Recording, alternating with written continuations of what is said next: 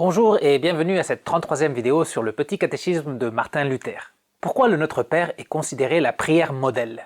Que veut nous enseigner Jésus avec cette prière? Quelles en sont les parties principales? Allons voir ce que nous disent les vérités fondamentales de la Bible.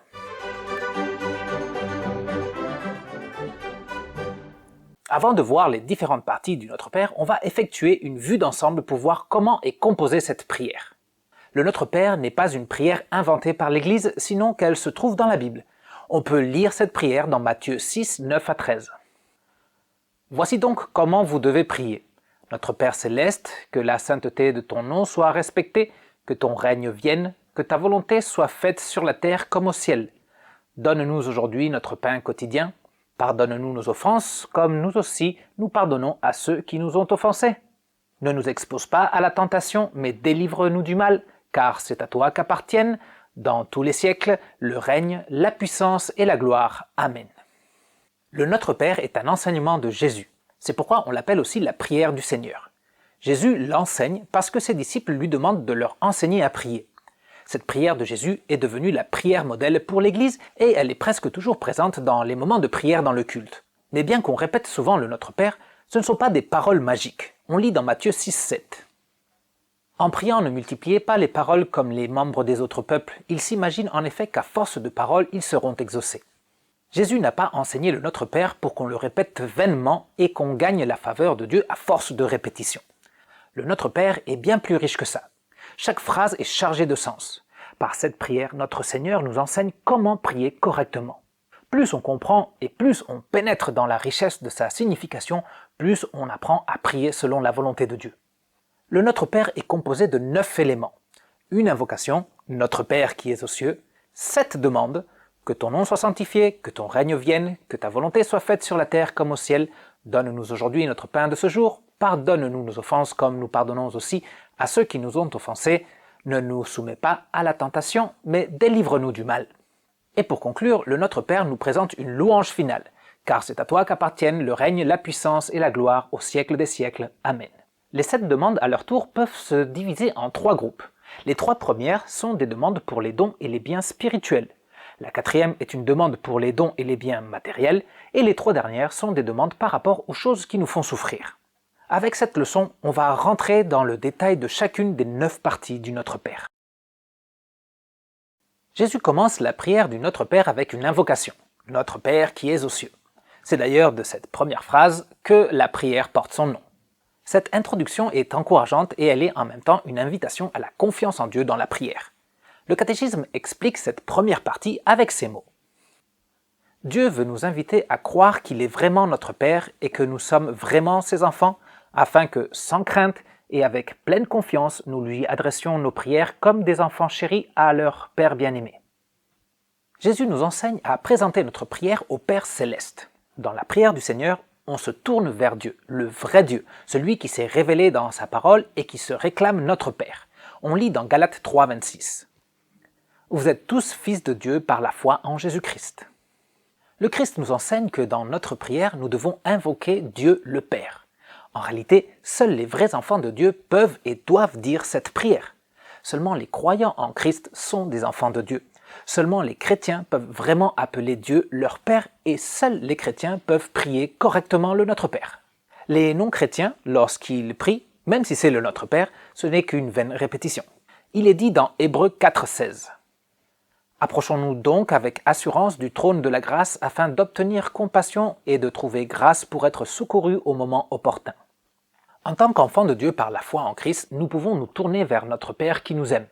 Parce que nous sommes enfants de Dieu par la foi en Christ, nous pouvons demander au Père en toute confiance, sans douter que Dieu entendra la prière d'un de ses enfants. Mais Jésus ne nous enseigne pas juste à dire « Père » dans notre prière. Il nous enseigne à dire « Notre Père ». Lisons Éphésiens 4, 6. Il y a un seul Dieu et Père de tous, il est au-dessus de tous, agit à travers tous et habite en nous tous. Le Seigneur nous enseigne à utiliser le pluriel dans notre prière. Par le mot « notre », le Seigneur nous rappelle que Dieu n'est pas seulement mon Père et que je ne suis pas moi seul son enfant bien-aimé. Dieu a beaucoup d'autres enfants. Tous les chrétiens sont enfants de Dieu par la foi en Christ. On a beaucoup de frères et sœurs spirituels qui ont tous la même foi en Christ. Tous ceux qui croient en Christ sont les enfants du même Père céleste. Nous ne sommes pas seuls dans la prière et nous devons apprendre à prier les uns pour les autres et les uns avec les autres. Dans cette invocation, Jésus souligne que notre Père est aux cieux. On ne parle pas d'un endroit physique dans l'espace où Dieu est loin de nous. Le Seigneur ajoute ces paroles pour nous rappeler que le Père que nous invoquons n'est pas un Père ordinaire ou terrestre. On lit dans Éphésiens 3:20. Gloire à celui qui peut faire par la puissance qui agit en nous infiniment plus que ce que nous demandons ou pensons. Notre Père céleste est le Dieu éternel et tout-puissant. Jésus-Christ veut nous enseigner qu'on doit invoquer Dieu avec humilité, mais aussi qu'on peut recourir à lui avec confiance. Souvent, nos parents sur terre ne peuvent pas nous aider, même s'ils le souhaitent de tout cœur. Par contre, le Père céleste est capable de faire beaucoup plus de ce qu'on imagine. Lorsqu'on invoque notre Père céleste, on le fait avec l'assurance qu'il peut nous aider dans absolument tous nos besoins. Chaque mot de l'invocation du Notre Père nous invite à demander avec confiance. Jésus-Christ nous enseigne à prier de cette façon parce que c'est grâce à lui que nous sommes des enfants de Dieu. Que ton nom soit sanctifié, c'est la première demande du Notre Père et la première des 3 pétitions pour les dons et les biens spirituels. Voyons ce que nous dit le catéchisme sur cette première demande. Le nom de Dieu est saint en lui-même, mais nous demandons qu'il soit aussi sanctifié parmi nous. C'est vrai, le nom de Dieu est saint, complètement saint, on ne peut pas le rendre plus saint de ce qu'il est. Ce qu'on demande, ce n'est pas pour Dieu, mais pour nous. Dieu a placé son nom sur nous en nous adoptant comme ses enfants. Ce qu'on demande, c'est que ce nom de Dieu qui a été placé sur nous soit sanctifié en nous. Et comment Dieu sanctifie son nom? Eh bien, lisons Jean 17:17. Sanctifie-les par la vérité, ta parole est la vérité. Le nom de Dieu est sanctifié à la fois parmi nous et parmi les autres par la doctrine pure de la parole de Dieu. Donc, lorsqu'on demande que le nom de Dieu soit sanctifié, on s'engage premièrement à rester fidèle à la parole de Dieu et on demande l'aide de Dieu pour y arriver et pour enseigner sa parole sans la modifier. C'est par l'action du Saint-Esprit qu'on demeure dans la vérité de la parole, parce que par nous-mêmes, on se dévierait très vite de la vérité. On demande à Dieu de nous conserver dans l'œuvre du Saint-Esprit en nous. Mais il y a aussi une sanctification extérieure du nom de Dieu. On lit dans Matthieu 5:16. Que votre lumière brille devant les hommes afin qu'ils voient votre belle manière d'agir et qu'ainsi ils célèbrent la gloire de votre Père céleste. Le nom de Dieu est sanctifié parmi nous aussi par une vie sainte. Cette vie sainte est le résultat d'un attachement à la sainte doctrine de la parole de Dieu. Lorsqu'on demande que le nom de Dieu soit sanctifié, on s'engage à vivre dans la sainteté et on s'engage aussi à montrer la sainteté de Dieu par nos actions.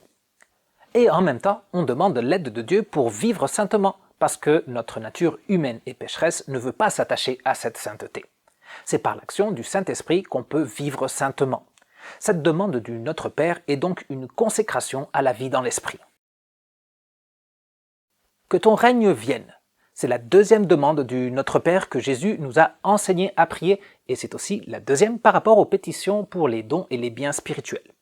En relation avec la première demande, on peut dire que le nom de Dieu ne sera correctement sanctifié parmi nous que si le royaume de Dieu vient aussi à nous. On a déjà vu ce qu'est le royaume de Dieu, mais on va faire un petit rappel. On dit qu'il y a 3 royaumes du Christ. Le royaume de puissance, dans lequel Christ possède toute autorité et par lequel il gouverne sur toute la création. Il y a le royaume de grâce, dans lequel Christ pardonne les péchés et par lequel il gouverne dans le cœur des croyants. Et il y a le royaume de gloire, dans lequel Christ règne avec toute sa splendeur et pour l'éternité sur les saints qui ont laissé ce monde et sur toute la cour des anges et des archanges. À quel règne on fait référence lorsqu'on prie le Notre Père? On ne demande pas pour le royaume de puissance.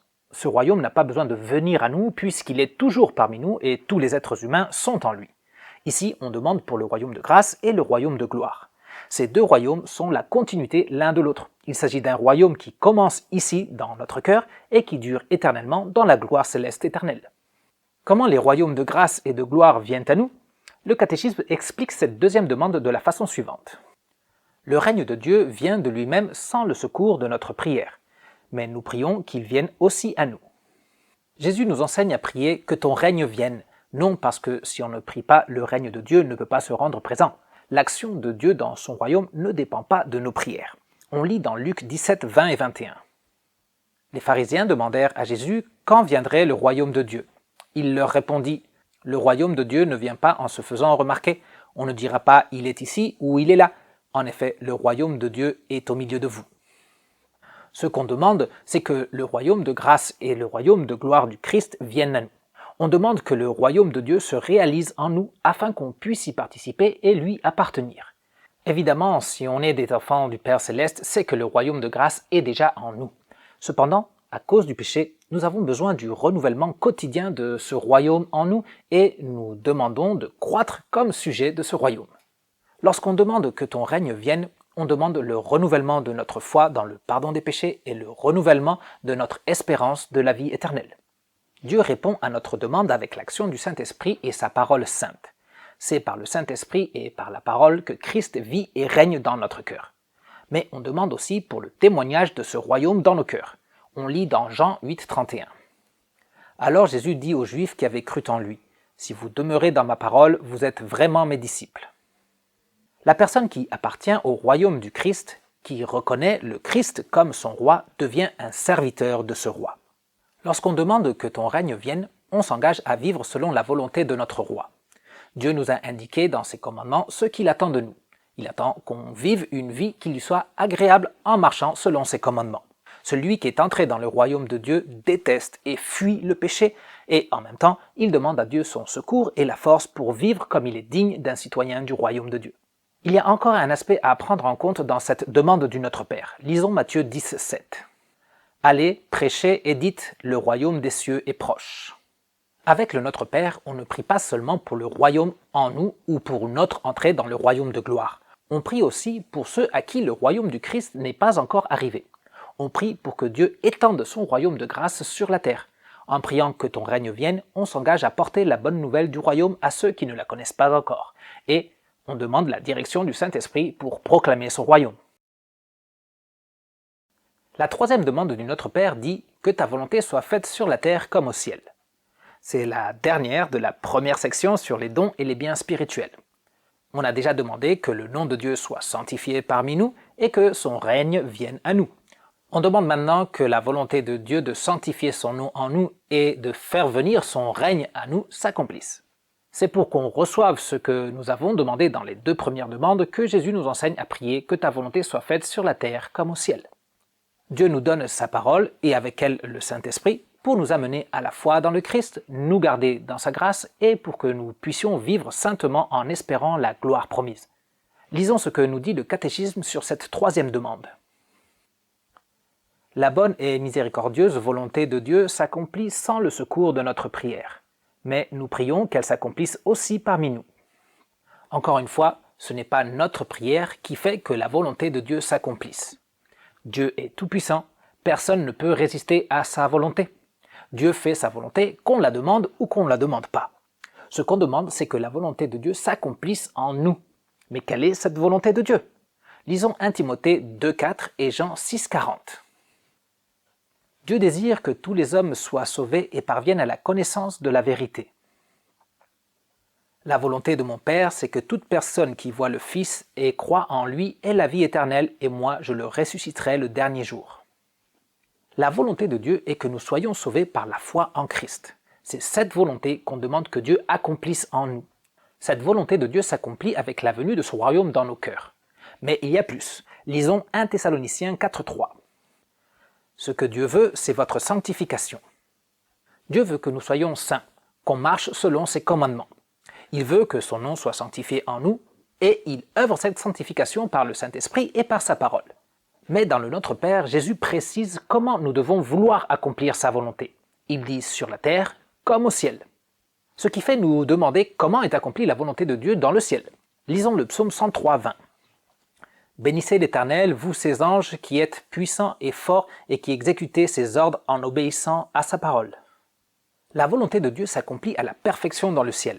Les anges obéissent à la volonté de Dieu. Leur volonté est parfaitement conforme à la volonté de Dieu. Ce qu'on demande dans le Notre Père, c'est d'avoir la force de volonté qui vient du Saint-Esprit pour prioriser la volonté de Dieu, pour sanctifier son nom en nous et vivre conformément au royaume qu'il a institué dans notre cœur. Donne-nous aujourd'hui notre pain de ce jour. C'est la 4e demande du Notre Père et la seule de la section sur les dons et les biens matériels.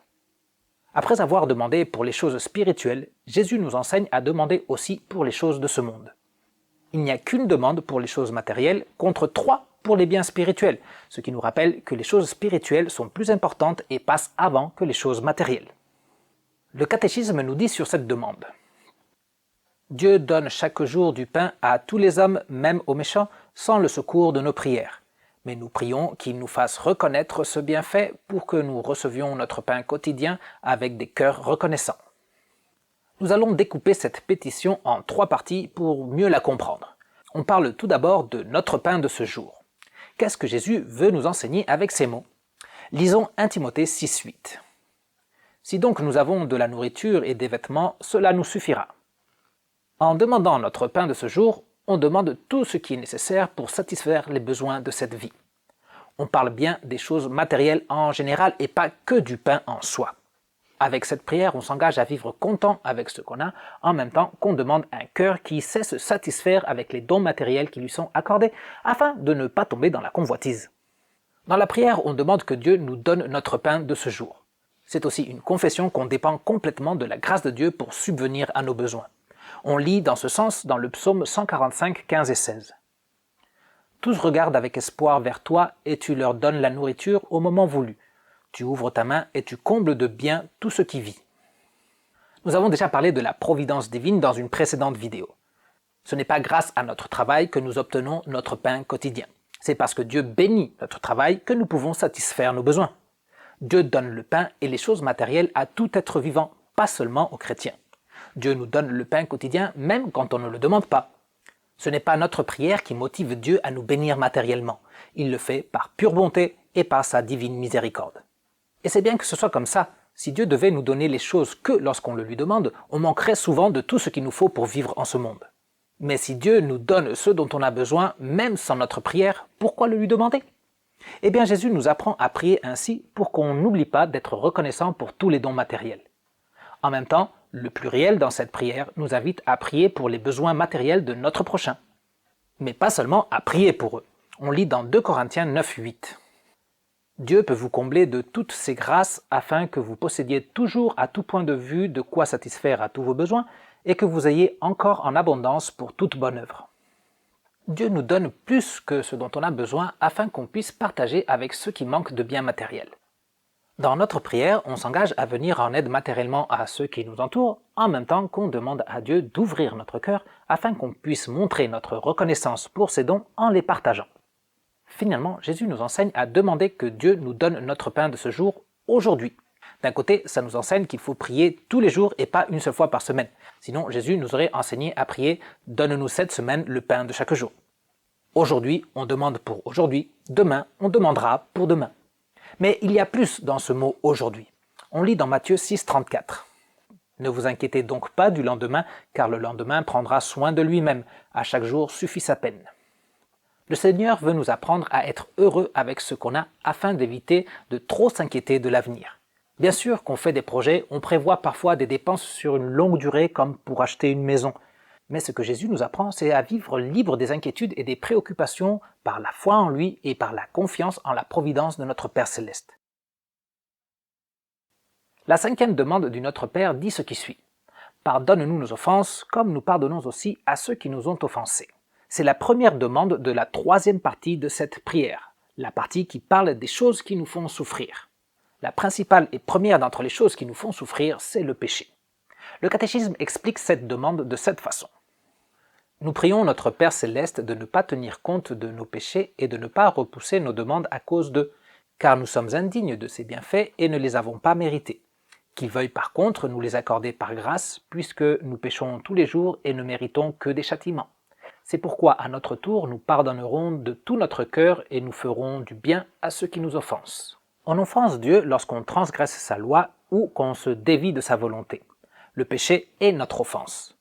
En nous enseignant à prier pour le pardon, Jésus nous montre qu'il faut rester humble dans la prière. On se tient devant Dieu non parce qu'on est suffisamment bon pour ça, mais par la grâce de Dieu sans laquelle on serait encore dans nos péchés et perdus. Jésus enseigne le Notre Père à ses disciples, des croyants, parce que les chrétiens aussi commettent des péchés quotidiennement. Pour nous éviter de tomber dans l'orgueil ou dans l'erreur de penser qu'un chrétien ne commet pas de péché, Jésus nous indique qu'il faut demander pardon à Dieu tous les jours. La vie en Christ est une vie de repentance, une vie dans laquelle on regrette les offenses qu'on a commises et dans laquelle on fait confiance exclusivement à l'œuvre du Christ pour obtenir le pardon. En demandant pardon avec foi en Christ chaque jour, on est réconforté et notre amour et notre reconnaissance envers Dieu et sa grâce grandissent aussi chaque jour. Après nous avoir enseigné à demander pardon dans la prière, Jésus ajoute « comme nous pardonnons aussi à ceux qui nous ont offensés ». Pourquoi Jésus ajoute ces mots? On lit dans Marc 11, 25. Et lorsque vous êtes debout pour prier, si vous avez quelque chose contre quelqu'un, pardonnez-lui afin que votre Père céleste vous pardonne aussi vos fautes. Jésus n'est pas en train de mettre une condition au pardon de nos péchés. Si on obtiendrait le pardon parce qu'on pardonne, alors le pardon de nos péchés n'est plus un don de la grâce de Dieu, mais quelque chose qu'il faut mériter. Dieu ne nous pardonne pas nos péchés parce que nous pardonnons d'abord notre prochain. Il nous pardonne que par sa grâce, pour l'amour du Christ. Le pardon de Dieu doit venir en premier. Ce n'est qu'alors qu'on pourra pardonner de tout notre cœur notre prochain. Le pardon qu'on donne trouve sa source dans le pardon qu'on a reçu en Jésus-Christ. Par contre, si on garde rancune et on ne souhaite pas pardonner notre prochain, quelque chose va interférer dans notre prière. On ne peut pas demander une grâce quand on est en train de la refuser à notre prochain. Jésus nous enseigne à être cohérents avec le pardon et il nous montre par le Notre Père que nous devons recourir à son pardon pour nous délivrer de la souffrance que la rancune sème dans notre cœur. Et ne nous soumet pas à la tentation. Certaines traductions disent « ne nous laisse pas entrer en tentation ». On reviendra tout de suite sur cette petite différence. Cette 6e demande du Notre Père est la 2e pétition par rapport aux choses qui nous font souffrir dans la vie. Le catéchisme explique cette demande comme ça. En fait, Dieu ne tente personne, mais nous lui demandons de nous garder et de nous soutenir pour que le diable, le monde et notre chair ne nous trompent et ne nous égarent dans l'incrédulité, le désespoir et d'autres scandales ou vices. Et si les tentations nous pressent, nous le prions de nous en faire sortir victorieux. Les tentations abondent autour de nous et nous ne sommes pas libres de céder à celles-ci. Les tentations sont une source de souffrance pour le chrétien. Elles sont une source de souffrance parce que nous voulons éviter d'offenser notre Dieu et que nous voulons demeurer saints. En lisant « Ne nous soumets pas à la tentation », on pourrait croire que Dieu est celui qui nous expose à la tentation. C'est pourquoi certaines traductions de la Bible préfèrent mettre « Ne nous laisse pas entrer en tentation ». D'où viennent les tentations? Eh bien, nous avons 3 ennemis qui nous présentent des tentations dans notre quotidien. Lisons 1 Pierre 5,8, Proverbe 1,10 et Jacques 1, 13 et 14. Soyez sobres, restez vigilants. Votre adversaire, le diable, rôde comme un lion rugissant, cherchant qui dévorer. Mon fils, si des pécheurs veulent t'entraîner, ne cède pas. Que personne, lorsqu'il est tenté, ne dise « c'est Dieu qui me tente », car Dieu ne peut être tenté par le mal et il ne tente lui-même personne. Mais chacun est tenté quand il est attiré et entraîné par ses propres désirs. Dans notre lutte contre la tentation, nous avons donc 3 ennemis. Le diable, le monde pécheur et éloigné de Dieu qui nous entoure, et notre propre nature pécheresse qui tend tout le temps vers le mal. Nos ennemis nous trompent et nous séduisent en voulant nous présenter les choses soi-disant sous un autre angle, en nous faisant croire que ce n'est pas grave si on n'est pas toujours obéissant à Dieu. Ils nous éloignent du droit chemin de la parole et des commandements de Dieu et nous conduisent au péché. Tant que les chrétiens on sera sur terre, on devra lutter contre les tentations. On devra lutter toute notre vie. Et toute notre vie, on doit prier afin de sortir vainqueur de ces combats. Notre prière pour vaincre les tentations se base sur la promesse de Dieu qu'on trouve dans 1 Corinthiens 10, 13. Aucune tentation ne vous est survenue qui n'ait été humaine. Dieu est fidèle et il ne permettra pas que vous soyez tentés au-delà de vos forces, mais avec la tentation, il préparera aussi le moyen d'en sortir afin que vous puissiez la supporter. C'est parce qu'on doit faire face à ces 3 ennemis tout au long de notre vie sur terre que Jésus nous enseigne à nous présenter quotidiennement devant Dieu dans la prière. Il est le seul qui peut nous venir en aide dans la tentation. Il est le seul qui est plus puissant que nos 3 ennemis. Nous sommes faibles, alors nous demandons à Dieu qu'il nous fortifie par sa promesse et par son esprit. Le Dieu fidèle viendra en notre aide afin que nous puissions remporter la victoire dans les tentations. On lit dans Éphésiens 6, 13. C'est pourquoi prenez toutes les armes de Dieu afin de pouvoir résister dans le jour mauvais et tenir ferme après avoir tout surmonté. Pour le combat contre les tentations, Dieu nous donne une armure et des armes, le Saint-Esprit et la parole. On doit revêtir cette armure, c'est-à-dire entendre et apprendre la parole de Dieu, afin que le Saint-Esprit nous la rappelle dans la tentation.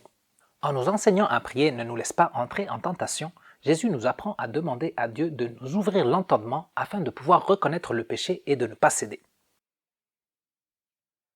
Délivre-nous du mal. C'est la 7e et dernière demande du Notre Père. C'est aussi la dernière demande de la 3e partie des pétitions en rapport aux choses qui nous font souffrir. Le mal est synonyme de souffrance, mais il y a plusieurs mal desquels Dieu peut nous délivrer. Lisons d'abord l'explication du catéchisme sur cette 7e demande. Nous résumons en ces mots toutes les demandes que nous adressons à notre Père Céleste, qu'il nous délivre de tous les maux qui peuvent nous atteindre dans notre corps et dans notre âme, dans nos biens et dans notre honneur, et qu'enfin, à notre dernière heure, il nous accorde une mort bienheureuse et nous fasse passer par grâce de cette vallée de misère au ciel auprès de lui. Lorsqu'on parle du mal, il faut faire la différence entre le mal ici sur terre et le mal éternel. Lorsqu'on demande à Dieu de nous délivrer du mal éternel, on lui demande d'accomplir sa promesse de grâce de nous accorder une place dans son paradis. Par rapport au mal ici-bas, la Bible nous présente le diable comme celui qui est à l'origine de tout mal, et donc de toute souffrance et de toute misère en ce monde. On a déjà parlé du problème du mal dans une vidéo précédente. Le mal est une réalité dans laquelle nous sommes entrés à cause du péché et de laquelle on ne se débarrassera que dans le paradis. À propos du mal qu'on souffre ici-bas, lisons Matthieu 5,39. Mais moi je vous dis de ne pas résister aux méchants. Si quelqu'un te gifle sur la joue droite, tends lui aussi l'autre. Il y a toutes sortes de mal dans ce monde. Le péché a tout corrompu. Le mal nous opprime et nous angoisse. Bien sûr qu'on demande à Dieu de nous délivrer de tout mal, mais le mal restera une constante dans notre vie quotidienne. En nous enseignant à prier « Délivre-nous du mal », Jésus nous apprend à ne pas sombrer dans la dépression ou dans la vengeance à cause du mal qu'on subit, et en même temps, il nous apprend à répondre au mal en faisant le bien. On lit aussi dans Matthieu 26, 39 et 42. Puis il avança de quelques pas, se jeta le visage contre terre et fit cette prière. « Mon Père, si cela est possible, que cette coupe s'éloigne de moi, toutefois, que ta volonté soit faite. » Puisque le mal est une constante et le restera tout au long de notre vie, lorsque nous voyons le mal s'approcher, on doit demander à Dieu de le séparer de nous. Mais en même temps, on doit tout soumettre à sa volonté. Si le mal qu'on va traverser servira au témoignage du royaume de Dieu et à la volonté de Dieu de sauver l'humanité, alors il faut aussi l'accepter et l'affronter avec foi. La raison pour affronter le mal avec foi se base aussi sur une promesse de Dieu. On lit dans Genèse 50, 20. « Vous aviez projeté de me faire du mal, Dieu l'a changé en bien pour accomplir ce qui arrive aujourd'hui, pour sauver la vie à un peuple nombreux. » La vie chrétienne est une vie sous la croix. Personne ne peut promettre au nom de Dieu une vie sans souffrance et sans douleur. Par contre, Dieu veut qu'on promette en son nom que dans la souffrance et dans la douleur, il ne nous abandonnera pas et il nous soutiendra toujours. Le mal n'a aucune emprise sur nous. Car c'est à toi qu'appartiennent le règne, la puissance et la gloire au siècle des siècles. Amen. C'est la conclusion du Notre Père, la louange finale. Ces mots aussi sont très importants pour notre prière. Il est dit dans le catéchisme à propos de cette louange finale. Amen signifie que je dois être certain que le Père Céleste prend plaisir à notre prière et les exauce, car lui-même nous a commandé de prier ainsi et promis de nous exaucer. Amen signifie donc oui, oui, il en sera ainsi. Dans certains manuscrits de la Bible, on ne trouve que le Amen après la dernière demande. La louange, car c'est à toi qu'appartiennent le règne, la puissance et la gloire au siècle des siècles, n'est donc pas dans toutes les traductions de la Bible. Ces mots viennent renforcer les paroles de l'invocation. Notre Père qui es aux cieux est celui à qui appartient le règne qu'on demande qu'il vienne à nous. À lui appartient aussi la puissance pour nous secourir dans nos souffrances, et à lui appartient la gloire qu'il partage avec nous pour l'éternité. Le mot le plus important dans cette conclusion, c'est « Amen ». Ce n'est pas un simple détail, ce n'est pas un mot pour indiquer qu'on a fini notre prière. Ce mot a un sens sublime et très important. Amen veut dire « oui, oui, ainsi soit-il ». En finissant par « Amen, le Notre Père », Jésus nous enseigne à être confiants. En disant « Amen », nous devons avoir l'assurance que notre prière a été prise en compte et que Dieu nous exaucera. On lit dans Marc 11, 24. « C'est pourquoi je vous le dis, tout ce que vous demanderez en priant, croyez que vous l'avez reçu et cela vous sera accordé. » On peut se sentir heureux et réconforté en disant « Amen ». Notre Père Céleste sanctifiera son nom en nous. Il nous accordera la présence de son royaume. Il nous conduira à faire sa volonté. Il nous accordera les biens matériels pour notre subsistance et pour servir notre prochain. Il nous donne d'ores et déjà le pardon, la force face aux tentations et la délivrance du mal. Amen. Ainsi soit-il. Ça y est, On est arrivé à la fin de cette longue vidéo sur le Notre Père. Prends le temps de vérifier tes connaissances avec le quiz qui se trouve dans la description. Bien sûr, tu peux revenir sur la vidéo pour répondre aux questions. Comme d'habitude, n'oublie pas de mettre un pouce levé à cette vidéo, de la partager avec ton entourage et bien sûr d'écrire dans les commentaires si tu le souhaites. Je vous dis à bientôt pour continuer notre étude des vérités fondamentales de la Bible. Ciao!